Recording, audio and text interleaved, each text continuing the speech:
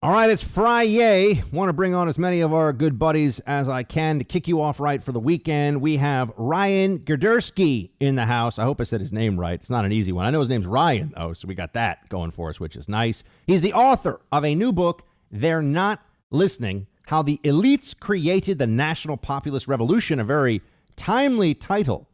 Mr. Girdusky, thank you, sir. Thank you for having me. All right, man. Why aren't they listening? Who's not listening? What do we need to know? Okay, so the book basically, after the 2016 election, a lot of people sat there and said, Trump and Brexit, it's just a bunch of old white reactionaries. They'll die off. Don't worry, ignore them. And it's just really focused in these dying working class towns. And really what I did and my co-author Harlan Hill did was we sat there and we analyzed it from a global perspective. National populist parties and politicians are being elected across the globe on every continent, all 6 of them. And we tracked the reasons why this is happening and how it's happening, the issues like immigration, trade, on foreign policy, and income inequality, things like that. What's happening, how it's happening, why it's happening, and where it's going. Okay, well, tell us some of those things, my friend. The floor Okay. is yours. Like what? What are the? I mean, Okay. you've outlined what the broad forces are, but let's start with here in America. Why is there a populist movement that perhaps Trump in many ways encapsulates, but I think also stretches beyond Trump? Yeah, it definitely stretches beyond Trump, and you see it right now in the rhetoric of Josh Hawley and of Jim Banks and Marco Rubio. How Marco Rubio has changed a lot. All these people are starting to move towards this, whether they like it or not. The train has left the station, and really the party of Dick Cheney and John McCain is over, or it's dying. Maybe it's not over completely. But the big seminal issue, more than anything, is immigration. It is the biggest focus of the book, and it's based on 4 different things. One is illegal immigration, which tells people that a state cannot function if they cannot control their borders.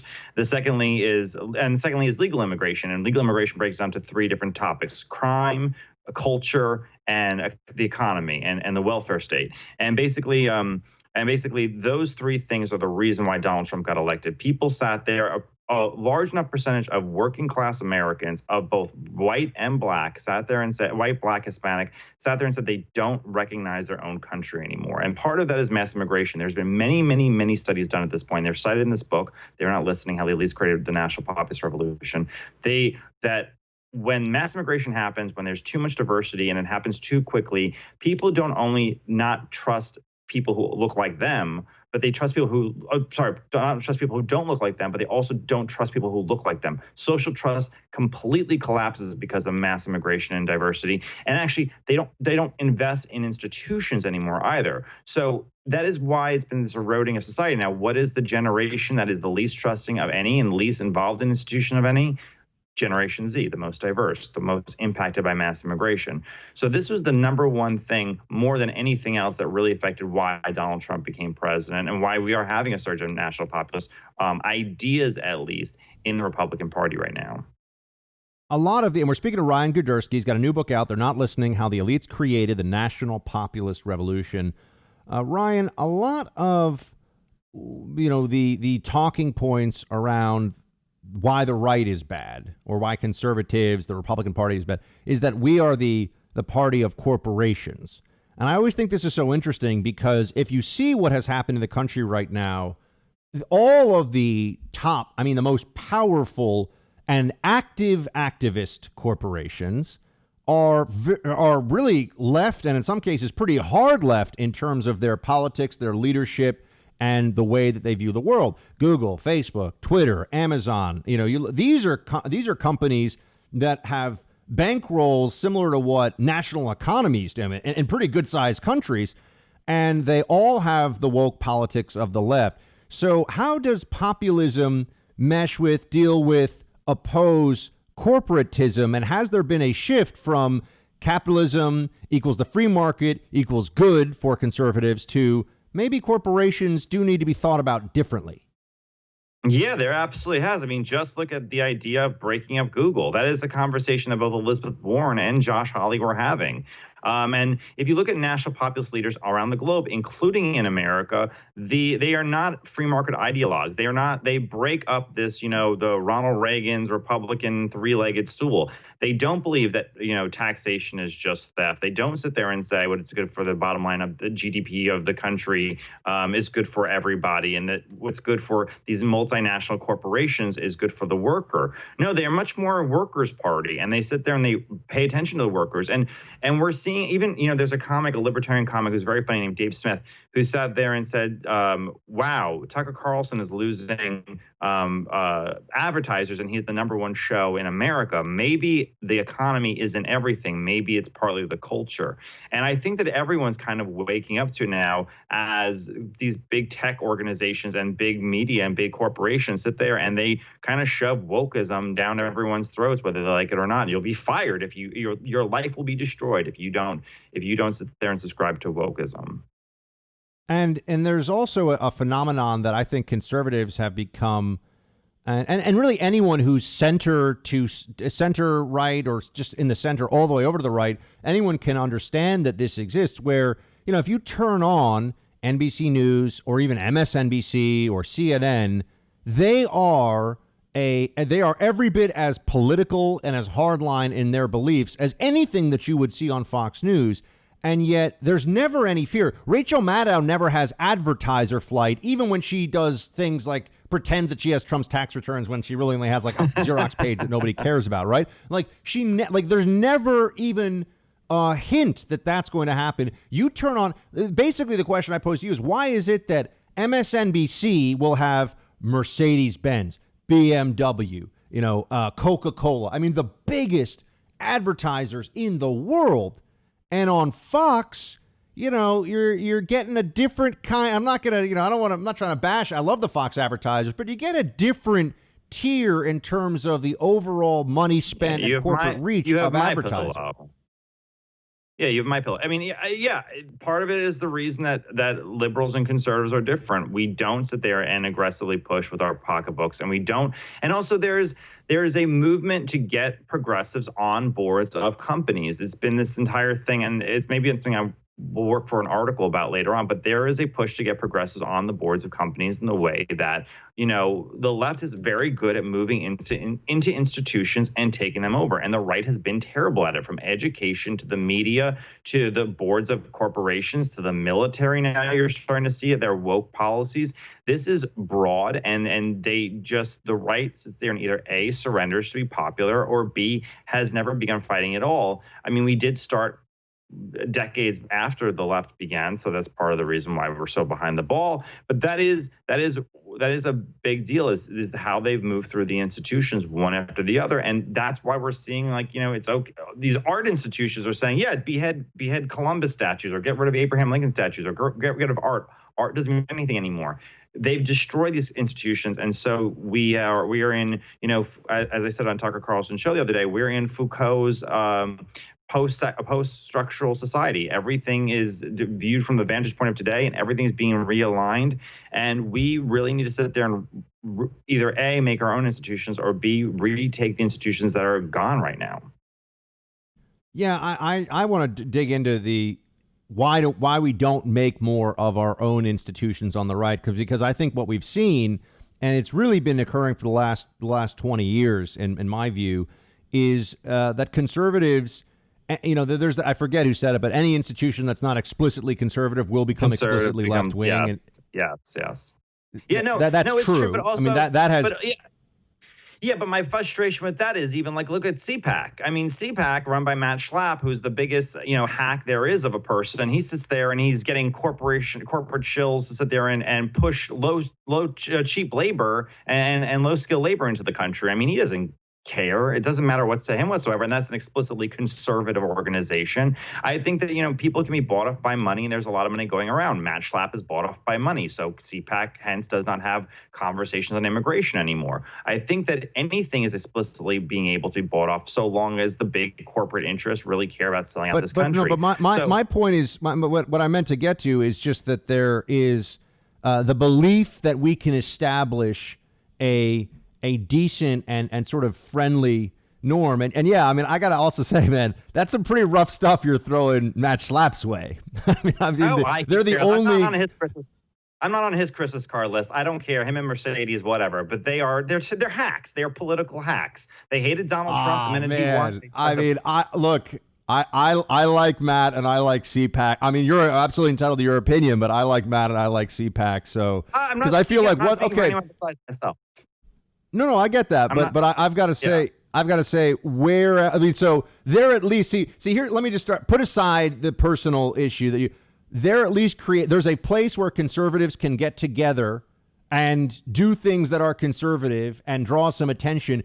What's the secondary option? Like, why? I mean, I don't know if you saw, I had a thread recently that Rush Limbaugh read on his show, and now people have been emailing me all week and texting me talking about it. And I'm just like, guys, we need to build our own institutions, because if we don't, Google, Facebook, Twitter, they're never going to adjust the terms of service so that we get a fair shake. It's never going to happen. So why don't we all get on board with that mission?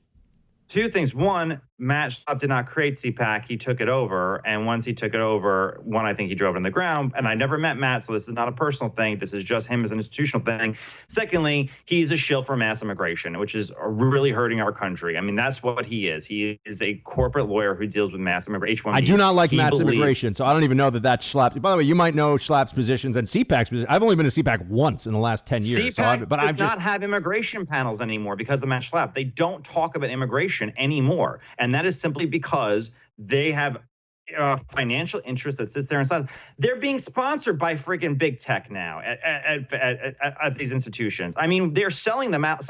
That's my frustration, things like that. But when it comes to, yes, I believe in building our institutions, what you said, I think you're completely right about that. But the other thing that I wish the right did more is I think we should wield the institutions that we have, the power that we have inside the government while we have the presidency, to dismantle these organizations. Google is okay. Let me, and we're going to be running over. We're going to be running over time. So I got to get to one more thing with you. And we're speaking to Ryan Girdusky. He's got a new book. He's clearly very passionate about the topics involved in it. They're not listening. How the elites created the national populist revolution. Look, on the right, if you say anything about how Trump hasn't done enough of X or Trump needs to do more of Y, people ignore you or they come at you. Even if you've been a Trump, I mean, I've been supporting Trump since the election every single day. And, I say things that I like. I say things that I don't like, but I want the agenda to work. Wait, right. But so what are the areas where you feel like we need more from Trump, especially if he gets 4 more years?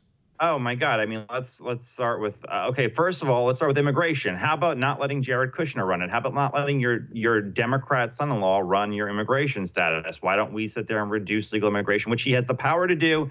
Doesn't need Congress. And I'll repeat for the people in back. And I'm a day one Trump supporter. I campaigned for him when I was being told I hated America for doing it by people on the right.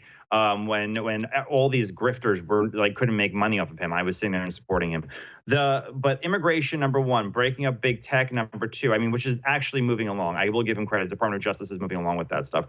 How about sitting there and declaring? Oh, we lost him. Ryan, I don't know what happened, but you froze, buddy. Ryan Girdusky, everybody. They're not listening. The people are going to think that this was like a conspiracy. They're not listening. How the Elites Created the National Populist Revolution is the book. Ryan was fired up. You can check out his book. Thanks for joining, Ryan.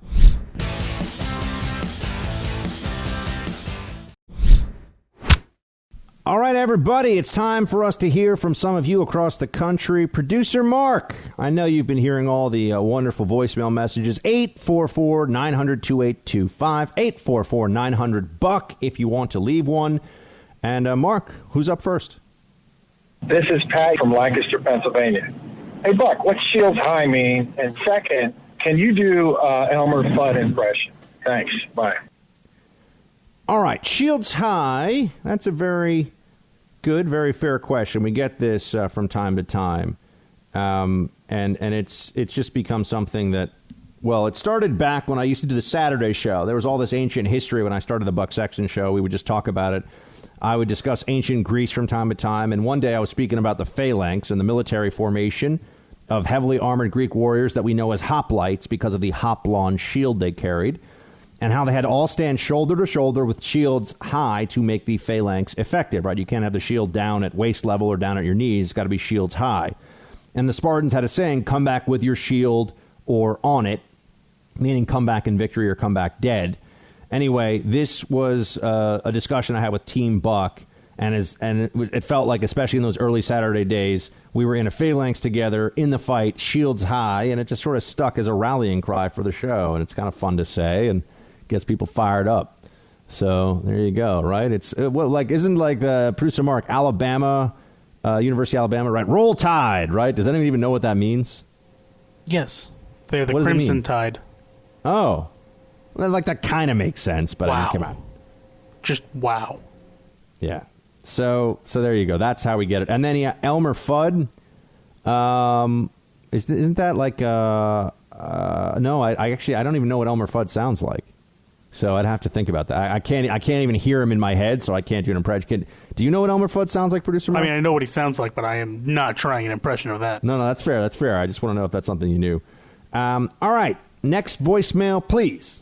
Hi, this is Jane in Clifton Park, New York. I am from Miami, Florida, and I would go back there in a heartbeat to Delray. That is the most fantastic place you could ever live. Nice people, beautiful beaches, really nice people. If you're going to shoot for Florida, try Delray. Go for a visit. It's incredible, wonderful. So, okay, guys, shield high, and you guys are the best. Another vote for Delray for Florida. So there you go, producer Mark. It's the best call we've ever had. I mean, have you ever been to Delray? Yes. Oh, I it's have. great. It's Many times. great. It's so nice. I used to live in South Florida. Yeah, we got to find out what the station is down there and get them to get them to add us to whatever the Delray station is. All right, next voicemail, please. Yeah, hi, Buck and producer Mark. This is John calling from Dover, Delaware, listening to you boys on 1410 WDOV, and I just wanted to let you fellas know that I love the show, and I just wanted to make a comment about the liberals and the way they've acted, these past years since this president has been in office. They act like a bunch of children. They're very immature. I don't know who votes for these people. They've obviously been brainwashed. We need some changes. Hopefully Bill Barr will start getting the gears turning on getting some prosecutions and getting things done. Anyway, thanks a lot for everything you guys do. God bless, and shield high. Yeah, man. Thank you so much, calling in from Delaware. Nice that we have some Team Buck Delaware getting in the mix. Always appreciate that. Is Barr gonna roll with the prosecutions of people from the Trump that attacked Trump with the whole Russia collusion, Mueller? Guys, I'm going to tell you, I don't think so. If you're hoping that there are going to be prosecutions that will bring justice from what happened with the Obama team beforehand, I'm just here to tell you that I think that's very unlikely. I think it's very unlikely. I could be wrong. Maybe the Durham probe up in Connecticut has maybe they've got some things planned that I'm not privy to, but I haven't been wrong about this stuff yet, really. So we'll find out more of the truth of the illegal targeting of Donald Trump and his campaign and how egregious it was and how Obama and Obama's team were pushing this, were complicit in this, were directing this in some cases. And we'll know that for sure. But I don't think you're going to see prosecutions because they'll just say, oh, well, we were just so foolish that we believed all these Russia collusion fairy tales. Sorry, can't throw us in prison because we believed it. And then they acted on it. See, all of this starts with if you're so foolish, if you're so dumb, quite honestly, to believe that Trump did these things, it's very hard to hold that into account for them because if you believe it, then sure, you can open an investigation if you work at the FBI. If you believe it, then sure, you're going to write these articles in various newspapers and put it on TV and all the rest of it. So, yep, all very true. What's next here? Hey, Buck, retired First Sergeant Vinsel here. U.S. Army combat engineer. Mark, press pause 1 second. I want to get our friend from the Army on, but I just realized we're going to run into a break here. I want to hear him in full, so we'll come back on the flip side. Fire the same one. Stay with us.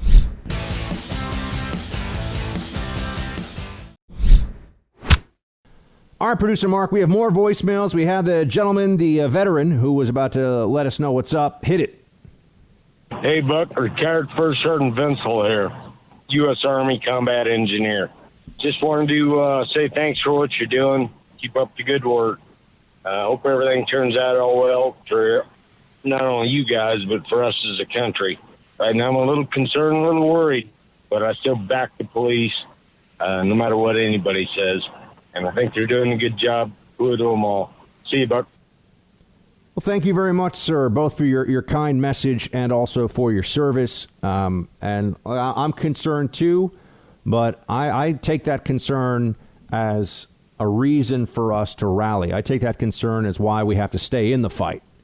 So use it to motivate you and also to just be a reminder of why we all make choices every day that affect not just the reality around us, but what kind of a country we're living in. We all make choices every day. Next voicemail, please. Hey, Buck, this is Frank from Portland, Oregon. I have to contradict you on your statement about having a vote to take down statues for the people that live in the communities. Because I think there's a lot of people that were in the communities at the time the statues went up. I don't know if they had a chance to voice their opinion on whether or not it should have been erected in the first place. Just my thoughts. Thank you. Well, look, in terms of statues and stuff like that, I think that communities should be able to determine, they should have a process. Here's how I'll say it. If you can put up new statues, you should be able to remove or just move old statues. But there should be an established mechanism for doing that. And, Producer Mark, what do you think? What was I kind of missed what his broader objection was. He just doesn't like people moving the statues, period? I think he's saying that the people don't vote to put the statues up. So why would they vote to take the statues down? That's fair. Look, that's a fair point. That's a fair point. So I would just say, how do we get rid of statues then when we want to get rid of them?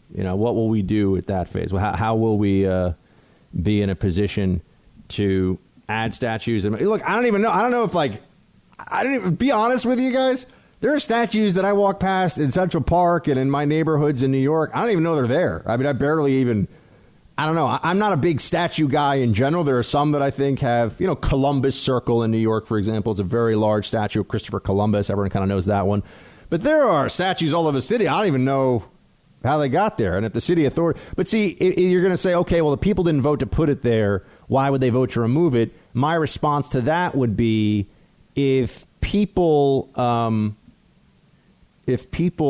remove it, if the government authorities can put it there, then the government authorities can also take it away.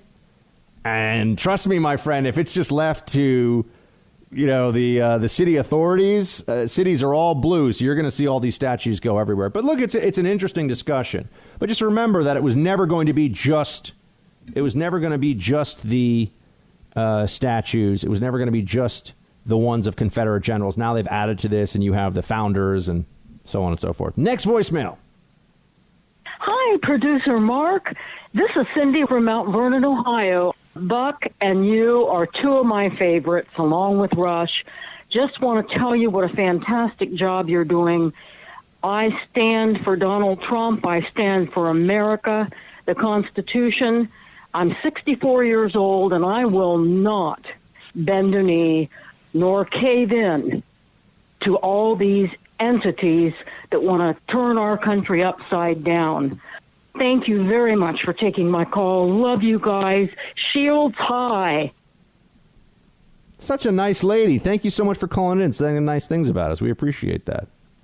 That's very nice. And to be in the same category as Rush, the greatest radio host of all time, is, or rather to be in your same list as Rush Limbaugh, is very much appreciated. So thank you for that. And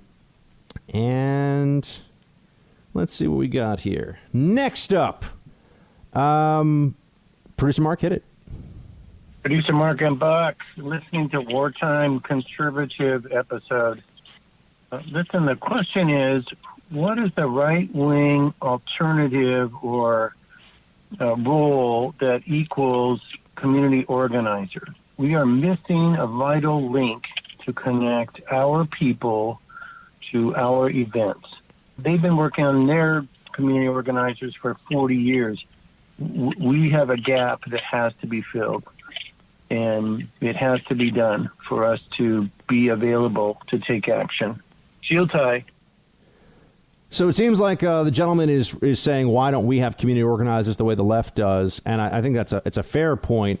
I would just say that the right does not have a culture of the same kind of grassroots mobilization, usually around points of community agitation that have to do with inequality, economic inequality, racial inequality.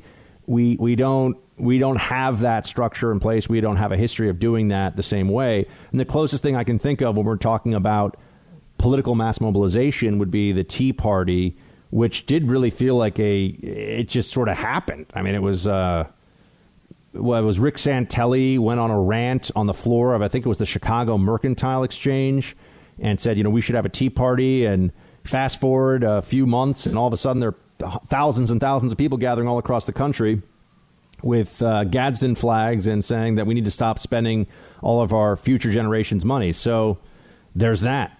We will keep our focus on it. Any more, Producer Mark, or is that it for today? One more. Hit it. Hey, Buck and Producer Mark. Love the show. This is Eric calling from California. I have a solution that for anybody mask shaming or asking me to apologize for the color of my skin, which is an old family tradition of just saying, you take care now. Uncle Mark used to do it. He was a little, he didn't really like to talk to people much. So if anyone came up to him and tried to spark up a conversation, he would immediately just go with a, you take care now. So that's my answer. Hope you guys are well. Love the show. Shield tie. You take care now, huh? What do you think, Mark? I think it's a non-confrontational way. Yeah, fair enough. Well, thank you, sir, for calling in from California, Team Buck. We got people from all over the country calling in on this voicemail box, which we really appreciate. Thank you all. Let's get to the written roll call in just a moment.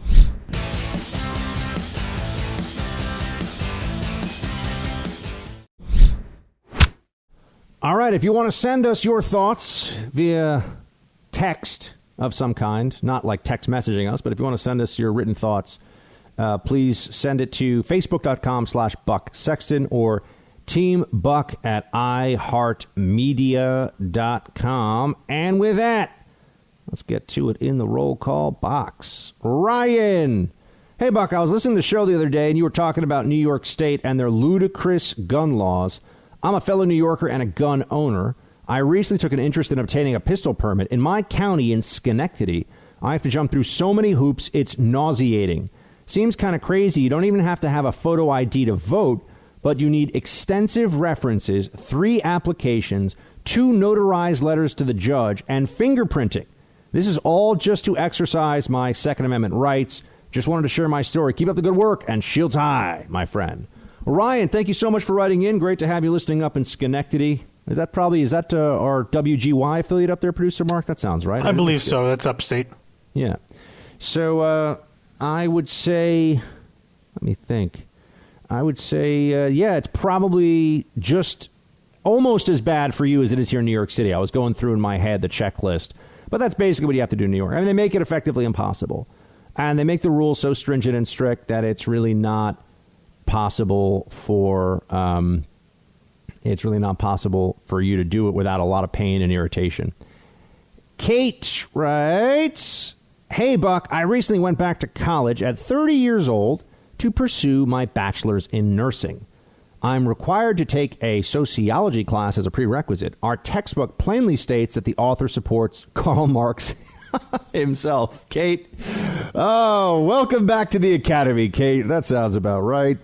As expected, the content has read like a far-left indoctrination covering global warming, transgenderism, racism, and evil capitalism with strong anti-American, anti-Christian excerpts. I'm disgusted this is being taught at a public institution. I will not bend the knee, but I fear the career-related retribution if I formally contest the course. I have no choice but to buckle down through it and hope the instructor cries at night from a well-informed Buck Sexton influence rebuttals to his garbage teaching. Well, Kate, first of all, thank you so much, and I appreciate that we're able to help you with these arguments. I will tell you, because this is the advice I always give to college team Buck when they reach out to me and say, "Oh, my professor is a crazy lib," because they almost all are. I'm going to write a term paper that says that America's not the worst, most rate. What's up, Mark? Did you say something? I did not. Oh, I'm sorry. I'm hearing producer Mark's voice in my ear even when he's not saying anything. That America's not the worst, most racist, most evil place ever. Look, within bounds, generally you don't have to actually write that paper, but you'll have to write papers and things that you're not on board with. I do not want you to suffer academic consequences for standing up for your beliefs in a classroom. The public forum is different than a classroom forum as far as I'm concerned. I want you to get good grades, get the best job you can, and be as influential in your career and in your community as you can so that conservatives can win. So, and I know there's a little bit of nuance, a little bit of dancing around on that one. But if you think you can engage safely in debate with the professor without getting a really bad grade because of it, by all means. And that's why we're here, to give you all the ammunition that you could ever have in a debate on these kinds of topics. But I'm telling you, if you're asking my advice, do what you need to do in the classroom to get the grade you need to get to move on to the next place you need to go in life. Don't, because you're, you know what it is to write a paper that you're, and I'm not saying you're doing this, Kate. You seem like a very savvy lady, and we appreciate you listening. But if somebody writes a paper that they think they're making some big moral stand with, and that the teacher just gives them an F, the teacher's winning. Because all that happens is you can now get an F. Maybe you get an F on your transcript. And now when you go forward in life, when you try to get into a grad school or whatever, does anyone remember the brave stand you took for the founding fathers in that paper? Or do they see an F on your transcript? I'm a realist, folks. I'm a realist. There's a time for principle. There's a time for not bending the knee. What you write in a classroom, honestly, no one's even going to remember. I can't even remember any of the things that I was writing in poli-sci class back at Amherst, and I took lots and lots and lots of poli-sci classes. So, what do you think, Producer Mark? Is that a little too nuanced, or does that make sense? No, I think you hit the nail on the head. Thank you. Yeah. Like if you were taking grad classes somewhere, right? If you were back in grad school, I would tell you exactly the same thing. If you had to write a paper on the origins of conservative talk radio, and your professor hated talk radio, I wouldn't be like, you should be writing about how great Buck and Rush are. I'd say, write whatever you got to write to get an A. I don't care. I think I actually wrote a paper about the origins of sports talk radio once. Really? Yeah. It's the only paper I remember writing in college. There you have it. Tatiana! Hey, Buck, just want to let you know how much I enjoy your show that I recently discovered by driving home from work in the Twin Cities area. Your insights are brilliant. I love your authenticity and the depth of your analysis. It's the best that I've heard so far on talk shows. I'm getting addicted to your show because you're doing such amazing work. Tatiana, that's the nicest thing anyone said to me today or written to me today. And it's going to send me into the weekend in a good mood. So thank you for that. We really appreciate that. We work very hard at this show, and we do all that we can. So thank you so much. And just so you all know, Producer Mark is going to be on vacay next weekend. Everything's fine, but Producer Mark's going to be off for the week. So you won't be hearing Producer Mark on the show, but he's fine. Everything's fine. He's just gone for a week, and he'll be back in the saddle the following Monday. Pablo. Hey, Buck, I heard a fellow listener having a strong opinion about the NFL and Drew Brees. I feel similarly to that listener, although I believe we differ in reasoning. I'm upset that Drew apologized and what it will cause. If a player like Drew Brees stood his ground, other players could as well. As it stands right now, the national anthem will be played for kneeling and protesting.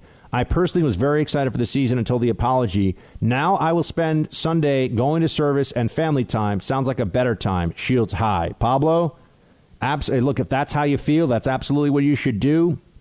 And I'll tell you this, if all these teams are kneeling during the anthem, it's also kind of weird because if everyone's kneeling during the anthem, is this now a show of respect during, it gets kind of, if one person kneels when everyone else is standing, they're clearly trying to make a scene. If everybody kneels, you look at this, you go, well, is it like church? Are they kneeling? It's a different, I feel like the visual, if everyone kneels, might change over time, where you go, well, if everyone's doing it, is it really even a protest? Like, what are they doing? I don't know. Maybe I'm wrong on that, but I think that it doesn't. I think it's when one or two players kneel during the anthem and everyone else is standing to show respect. I'm just saying visually, if everyone kneels, won't it look like that's what you're supposed to do, kind of? So, because that's what you'll see on the field. And you won't see the people in the stands necessarily standing with their hands over their hearts. I don't know. We'll see how this plays out. But I'll tell you this. If it bothers me, if I'm watching it and they're doing the kneeling, I will watch even fewer NFL games this year than I did last year, which means I think it'll be 0 because I think I watched maybe 2 games last year. You're going to watch some soccer instead? No, because they're taking a knee too, and they. No, I meant how do you watch less than 0? Oh, yeah. No, I watched like 2 games. Oh, okay. I've got brothers and a dad who are normal red-blooded Americans who like professional sports. So sometimes, so I can have bonding man time with them, I will watch. Yeah, you're the brother that knits the sweater in the corner during the Super Bowl, aren't you? Wow, that's cold. I'm the brother that's here defending freedom on the front lines, preparing talking points to crush the libs. How about that, Producer Mark? Yeah, sure. Whatever Something you like say. that. Yeah, exactly. Although knitting would be kind of a cool skill. Like let's just be real about this. You learn how to knit, that would be kind of cool. Just sure. Gonna say it. I could never do it. I would get too bored. Until you had that amazing new hat you'd made yourself. All right. Matthew's up next. Hey, Buck, you and Producer Mark are doing great things. Here's the thing about Trump. Our man hasn't been having his rallies. He's been getting all the usual hate and then some without getting the love. Once the rallies are back in action, he will return to form. Keep it up, Buck. Shields high. Matthew, I certainly hope so. I love where your head's at on this one, and I think you may be right. So this might be the missing piece for Trump, getting back out there, feeling the energy at those rallies, seeing the Trump supporters. It's going to energize this man and help him go on to win 4 more years. Everybody, have a great weekend. Thank you for being here every day. It is an honor, and I do appreciate it so much. I will be talking to all of you Monday. Shields high.